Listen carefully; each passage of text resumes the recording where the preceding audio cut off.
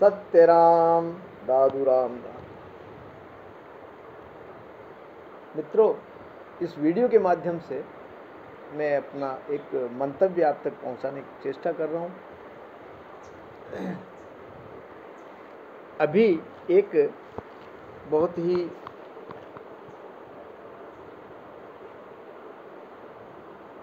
मशहूर क्रिकेटर हैं जिनका मसला अपनी पत्नी के साथ तलाक को लेकर के तो कोर्ट में विचाराधीन चल रहा है।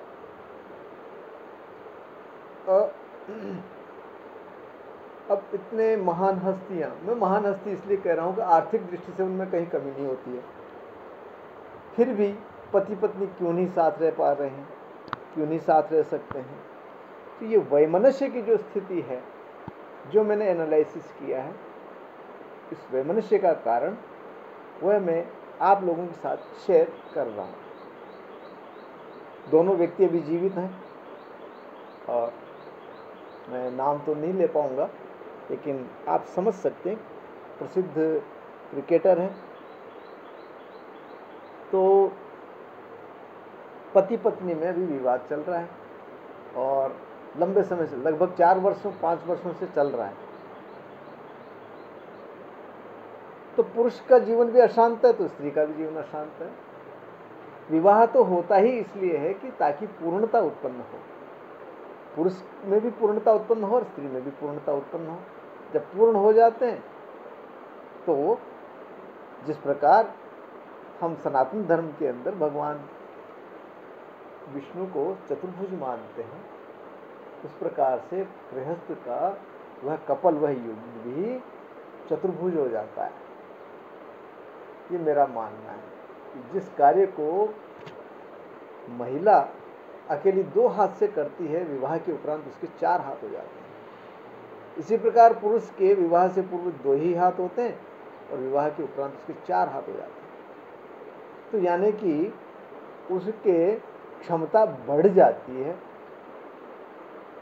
लेकिन पता नहीं क्या मानव समाज में है, ये कब से एक उत्पन्न हो गया ये तलाक का मसला और तलाक लेना। क्यों तो विवाह करते हैं, क्यों तलाक हो जाते हैं।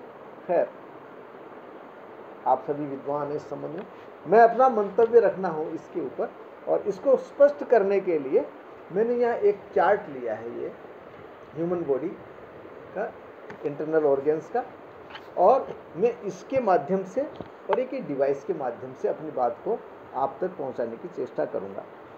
ये जो डिवाइस है, इसका मैं थोड़ा परिचय दे देता हूँ कि ये जो डिवाइस है, ये आसुरी ऊर्जा को और दैवीय ऊर्जा को, यानी अच्छी ऊर्जा और बुरी ऊर्जा, negative energy and positive energy को ये संकेत से बताता है। अगर इसका मूवमेंट किसी के स्पर्श करने पर, किसी वस्तु को या किसी जगह को स्पर्श करने पर ये अगर मूवमेंट अपना इधर कर देता है तो हम समझते हैं कि वहाँ पर पॉजिटिव एनर्जी है, और अगर ये इधर मूवमेंट करता है तो वहाँ नेगेटिव एनर्जी इससे स्पष्ट हो जाती है।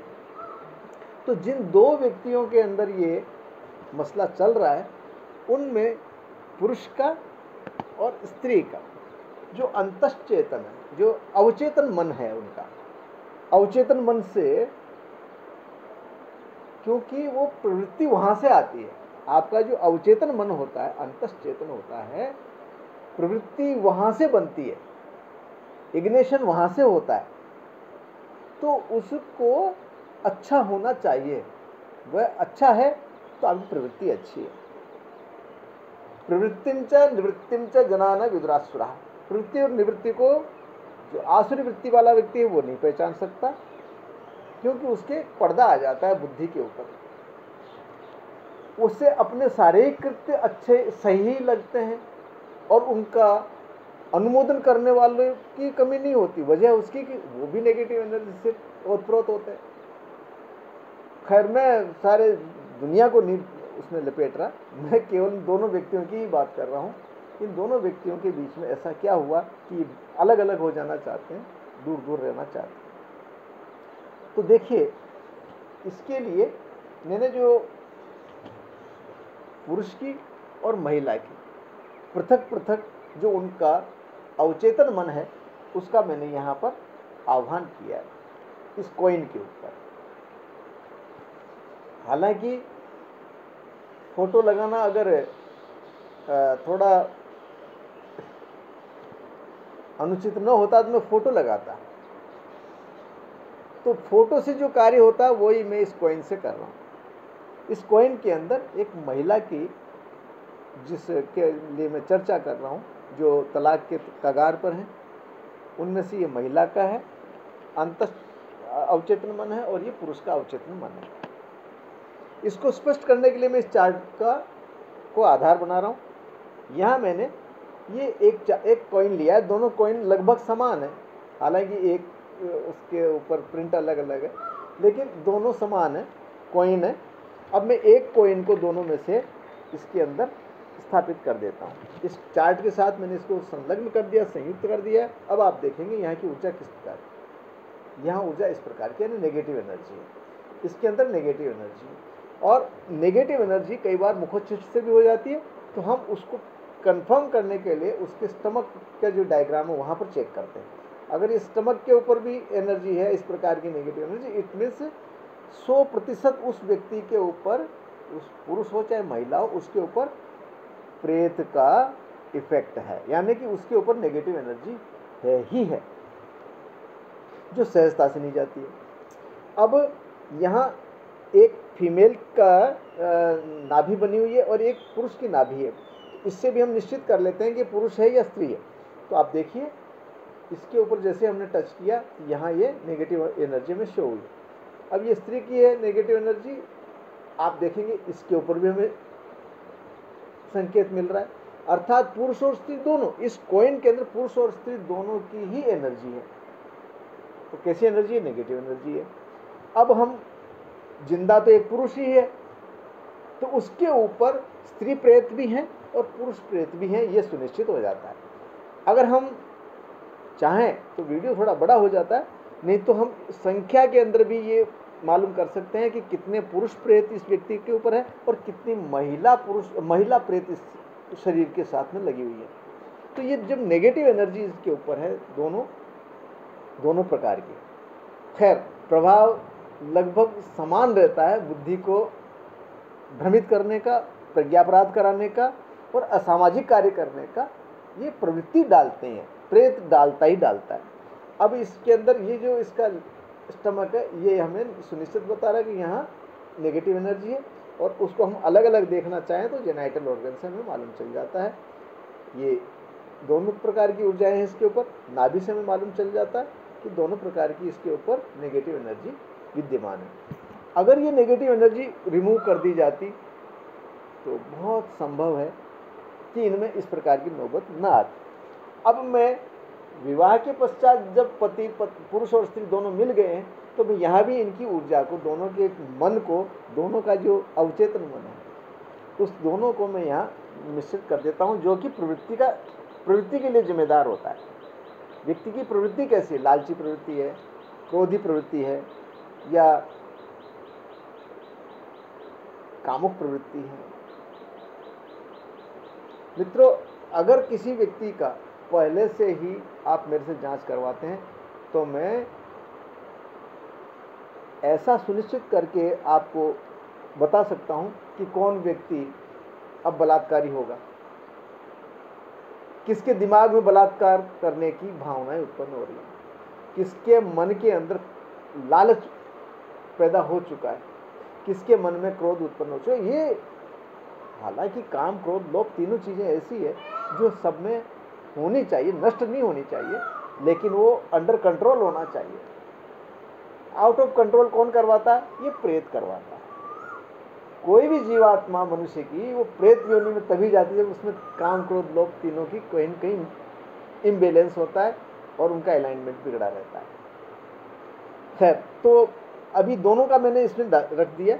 तो अब देखिए, जब हम इसको ब्रेन को चेक कर रहे हैं तो स्थिति क्या है? दोनों के अंदर नेगेटिव एनर्जी है, यानी कि एक दूसरे से बड़े बनने की कोशिश करेंगे कि मैं बड़ा हूं, वो दूसरा कहेगा मैं बड़ा हूं, और दोनों अपने आप को सत्य मानेंगे। ऐसे में तीसरा व्यक्ति लाभ उठाएगा। कौन उठाएगा लाभ? तीसरा व्यक्ति। कौन सा? जिसके अंदर प्रेत होंगे, यानी कि वह भी नेगेटिव एनर्जी से परिपूर्ण होगा। लेकिन दोनों मिलकर के, और जब ये इस डिवाइस को इधर कर देते तो समझ लीजिए कि वो दोनों में तालमेल बैठेगा। अन्यथा जो परिस्थिति अभी इस पुरुष के साथ में वही अन्य पुरुष के साथ हुई, जो इस महिला के साथ में वही अन्य महिला के साथ में भी स्थिति पैदा होगी। तो अब यहाँ जब हम देख रहे हैं ब्रेन, यानी कि दोनों का जो मन है, दोनों का जो मंतव्य है वो समान नहीं है। ठीक है, ये नेगेटिव एनर्जी इसी प्रकार से। अब हम इसको, इस नेगेटिव एनर्जी को इनके शरीर में से एक बार निकाल लेते हैं। हालांकि उसके लिए मैं इसको डिस्ट्रॉय तो नहीं कर पाऊंगा, फिर भी प्रयास करता हूं मैच करने के लिए केवल। तो उसके लिए मैंने एक कॉइन लिया है, इसे मैं अभिमंत्रित कर लेता हूं।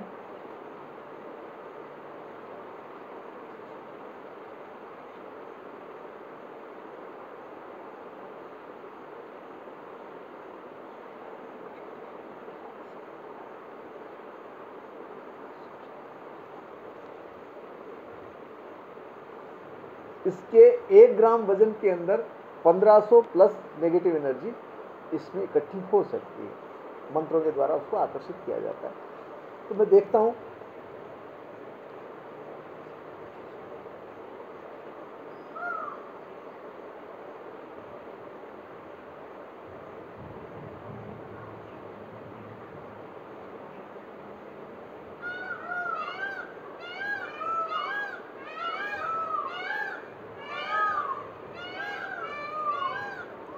ये नेगेटिव एनर्जी मैंने इस कॉइन के ऊपर ली है।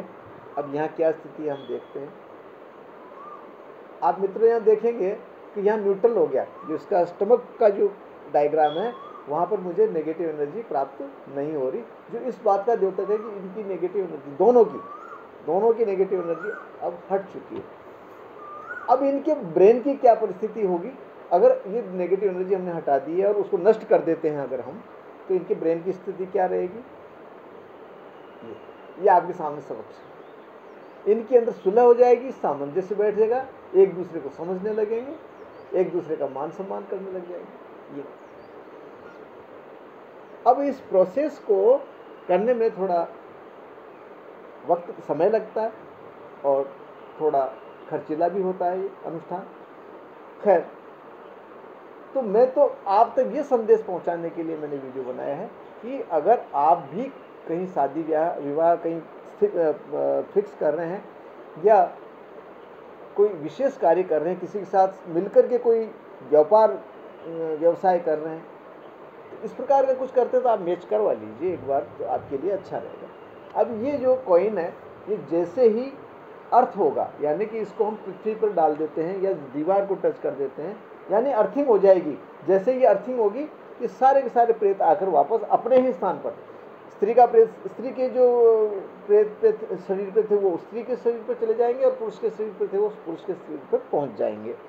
अब अभी देख लीजिए आप, और एक बार कंफर्म करा दूं आपको मैं, यहाँ पर इसका जो स्टमक का डायग्राम है उसके ऊपर कोई प्रकार की नेगेटिव एनर्जी के संकेत नहीं है। अब इस कॉइन को मैं अर्थ कर देता हूँ, यानी जमीन पर मैंने इसको डाल दिया, बस इधर से डाला है और इधर देखिए क्या लक्षण आ रहा है। ये नेगेटिव एनर्जी है, ये वापस पहले जैसा हो गया है। ब्रेन इनके दोनों के पहले जैसे वैमनस्य पूर्ण हो गए हैं ये। तो मित्रों, दो व्यक्ति साथ रहें या दो को युग्म बनाना है, जोड़ना है, तो पहले एक बार उनकी क्लींजिंग जरूर कराइए, ये निर्मलीकरण जरूर कराइए। प्रेत बाधा को, प्रेत शरीर में से उनको जरूर हटवाइए। कोई बच्चा आपका अध्ययनरत है, कहीं कोचिंग के लिए जा रहा है या एडवांस कहीं भी कोई पढ़ाई लिखाई कर रहा है, उसके मेहनत के हिसाब से उसको लाभ नहीं मिल रहा है, तो आप एक बार जरूर जांच करवा लीजिए। और यूँ तो मैं सभी से आग्रह करता हूँ कि कोई भी बच्चे जो 2 साल का हो गया उसका भी आप क्लींजिंग करवा लीजिए एक बार, और उसका इष्ट देव क्या है, बायोलॉजिकल इष्ट क्या है, वो उसे मालूम करवा दीजिए और उसे आदत में डलवाइए कि आपको अमुक नाम लेना चाहिए।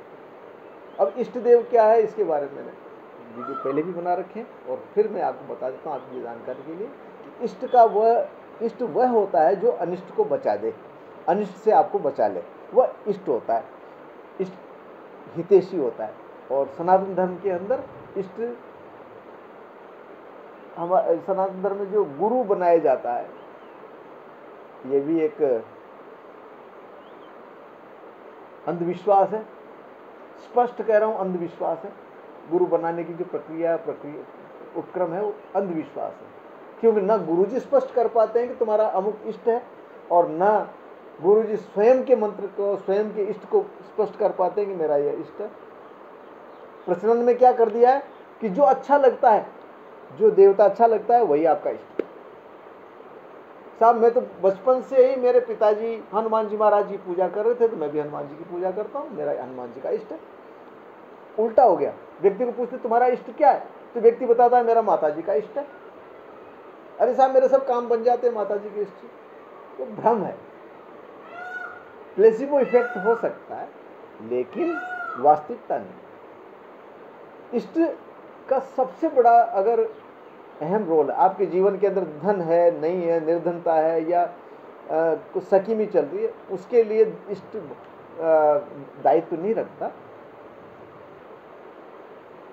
आपकी बुद्धि को वो प्रज्ञापराध से बचाता है, आपकी बुद्धि से वैसा कुछ कर्म होने से रोकता है जो कि समाज स्वीकार नहीं करता या न्याय स्वीकार नहीं करता। वह आपकी प्रवृत्ति को अच्छी बना के रखता है। जो हे कार्य हैं उनसे आपको रोकता है। युक्तम से योजयते हिताय, जो युक्त है उसके अंदर आपको योजित करता है, और जो अहित है उससे आपको रोकता है, यानी मित्रवत कार्य करता है। तो गुरु जो आपका इष्ट देव होता है, बायोलॉजिकल जो इष्ट है वही आपका गुरु होता है, वही आपका मंत्र होता है, वही आपका इस भवसागर से तारने वाला तत्व होता है। तो आप भी अगर अपने इष्ट देव के बारे में जानकारी करना चाहें तो आप मेरे से संपर्क कर सकते हैं। मेरा संपर्क सूत्र है 7976817954, 7976817954। Doctor Swami Keshav Das, parapsychologist and distance healer. आपको व्यक्ति से मेरे से आने की, भौतिक शरीर को लेकर के आने की मेरे पास कोई आवश्यकता नहीं है। आप केवल मोबाइल पर व्हाट्सएप पे मेरे से कांटेक्ट कर सकते हैं, और व्हाट्सएप पे ही आपकी सारी समस्याओं का समाधान हो जाएगा। और आपको व्हाट्सएप पे ही आपको संतुष्टि हो ऐसा मैं उपक्रम करूंगा, जो मैं प्राय करता हूं। तो मित्रों, एक बार फिर से मैं आपसे आग्रह करता हूं कि अपने इष्ट देव की जानकारी कीजिए। अब ये जो कपल, अगर इस कपल को अपने इष्ट देव की जानकारी होती और ये अपना क्लींजिंग करवा चुके होते, इनके अंदर बहुत अच्छा तालमेल बैठ सकता है। पर अब इनका इष्ट देव इनको बताएं भी अगर, मान लीजिए, तो ये इसे मानेंगे नहीं, क्योंकि आर्थिक दृष्टि से ये ऐसे सुदृढ़ हैं कि ये 8-10 नौकर चाकर अपने साथ रखेंगे, अलग अलग होकर के भी रख लेंगे। तो इनको भगवान की क्या आवश्यकता है, फिर से विवाह कर लेंगे। बच्चे हैं तो रुलते रहो, इधर से उधर घूमते फिरो। तो कुल मिलाकर के जो समाज की जो व्यवस्था है वह विकृत होती ही होती है। इसे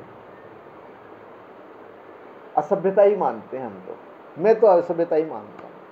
खैर, जैसा भी है, मेरा अपना मंतव्य है, आपका अपना, आपकी अपनी मेरे न्याय हो सकता है, आपका अपना निर्णय हो सकता है।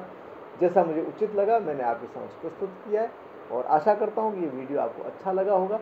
और अगर अच्छा लगा है तो इसे लाइक कीजिए, शेयर कीजिए, और आपको कोई उपयुक्त बात लगी तो आप मेरे से संपर्क कीजिए। और जो बेल आइकन है उसको भी आप दबाइए, तो उसको भी, ताकि आपको नोटिफिकेशन आपको मिलते रहें। क्योंकि मैं केवल समाज के ऊपर इस प्रकार की समस्याओं को लेकर के और अंधविश्वास को निवारण करने के लिए, अंधविश्वास को प्रकट करने के लिए, दुनिया के समक्ष लाने के लिए, और पाखंड का खंडन करने के लिए, किसी प्रकार का पाखंड है उसको उजागर करने के लिए मैं इस प्रकार की वीडियो बनाता हूं, और प्रयास करता हूं कि जो मैंने एनालिसिस किया, जो मैंने रिसर्च किया, वो आप लोगों तक पहुंचे और उससे आप लाभ लें। इसी के साथ सत्यराम।